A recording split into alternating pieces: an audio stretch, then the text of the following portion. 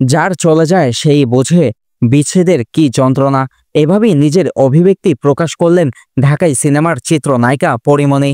শনিবার সন্ধ্যায় এক ফেসবুক স্ট্যাটাসে নায়িকার কণ্ঠে শোনা গেল হৃদয় ভাঙার কথা। পরীমনি তার স্ট্যাটাসে লিখেছেন, নিয়তির ডাকে দিলে যে সাড়া, ফেলে গেলে শুধু নীরবতা। যার চলে যায় সেই বুঝে হায় বিচ্ছেদের কি যন্ত্রণা। হঠাৎ অভিনেত্রীর ফেসবুকে এমন প্রতিক্রিয়া দেখে ভক্তরা দুটি কারণ খুঁজে পাচ্ছেন। অনেকেই মনে করছেন প্রথম স্বামীর মৃত্যুর খবরে এই স্ট্যাটাস দিয়েছেন পরী।